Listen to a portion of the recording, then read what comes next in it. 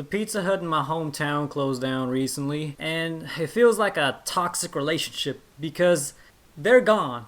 There's absolutely no way I can communicate with Pizza Hut anymore. If I want to get Pizza Hut pizza, I have to go 2 towns down to get one. And I'm not going to do that, especially how I kind of want Pizza Hut on a daily basis. I want them, and I want to speak to them, and I want some form of connection with them, but they're gone.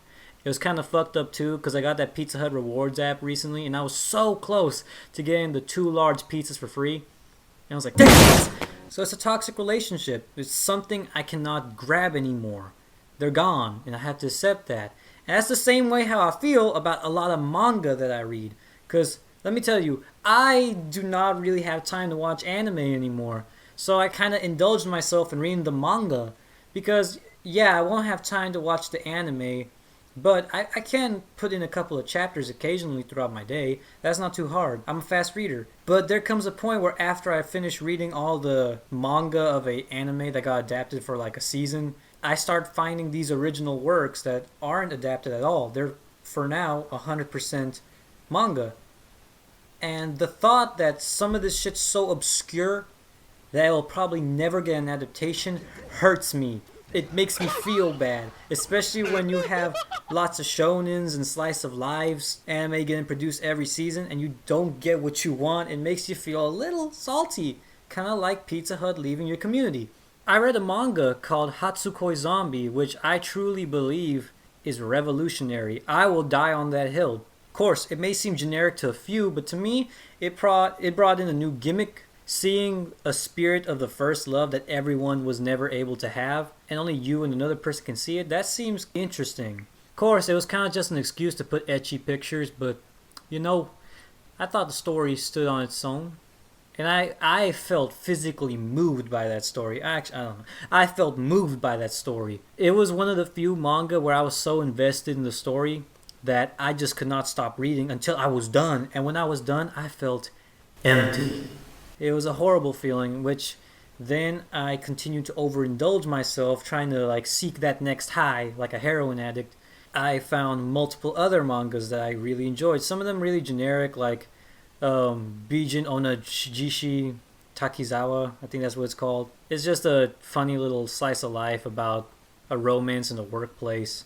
You have the generic ones like Kami-san. I'm not saying that's generic like it sucks and it's normal and too like mainstream. No, I'm just saying like that one's popular. Like if you're gonna read manga, of course you're gonna read fucking Kami-san. And then I had moments where I read like the Fuka manga, because I watched Fuka and I thought the soundtrack went hard, but the story towards the end fucking sucked in my opinion. I hated it. I did not like that ending. I remember I got to like episode 9 and then I didn't finish it because I just did not like the idea of Fuka leaving the band. And then I heard the manga was different, so I read the manga recently, and I was like, oh.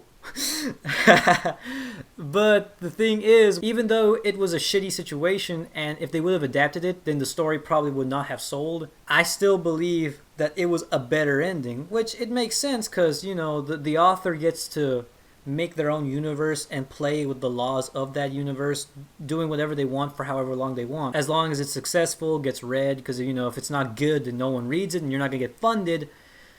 But I believe the author, in the end, made it seem like he knew what he was doing, and I'd rather have that than a 12-episode shit show. The anime wasn't that bad. It really wasn't. I just didn't like the ending. It makes you think, like, shit, if they would have just adapted all of Fuka, then it would have been like 100% 10 out of 10 breakthrough hit. That's subjective. But it would have been a lot better than what we got. And now I feel like a lot of people's first impressions of Fuka is going to be like some shitty, generic high school band anime, which it's really not. It is, but it goes further than that. And you get adaptations like Full Metal Alchemist, where it's like 60-something episodes, it's a whole story. Or like JoJo's Bizarre Adventure, where like they've consistently animated each part. So I don't know how the industry works, but damn, wouldn't it be dope if we could just get some of that, but for a lot of our other shit? For example, again, Fuka, if it would have gone adapted all the way, I'm pretty sure it would have had much more of a lasting impact than other things. Then you see stuff like K-On! At first sight of the manga, it's like a generic slice of life, cute girls in a band manga. Kyoto Animations has a reputation of just making some good shit, so of course they were able to grab that, dissect it, and make a much more profound story. But it's a business, you know. When you're relying on these shows to kind of make a profit so you can fucking eat, you can't really sit around waiting for the profound to hit you in the face. You have to just trudge through and animate these seasonal things.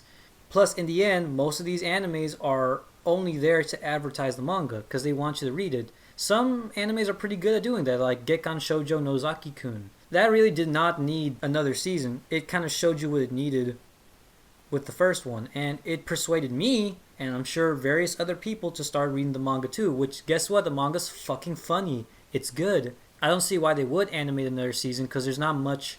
Well, first of all, in the manga, there's not much progress. There's only like a couple of things that have happened.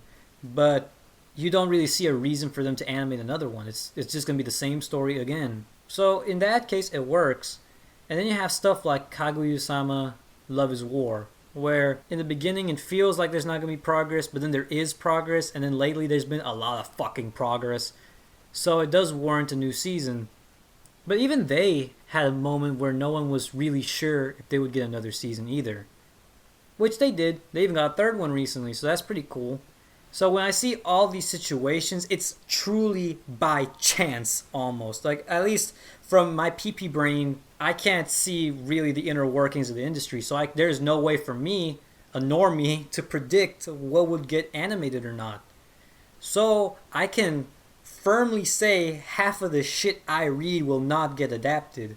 The female knight who got confessed to, that ain't happening. Hatsukoi Zombie, probably fucking not. Monsters Can't Clean, probably fucking not. You know, there's a lot of good shit that I read that I personally believe is good, but that doesn't mean it's gonna sell, and that fucking hurts. It's a toxic relationship. I want you, I need you, but you're not here. So what the fuck am I supposed to do when I want Pizza Hut?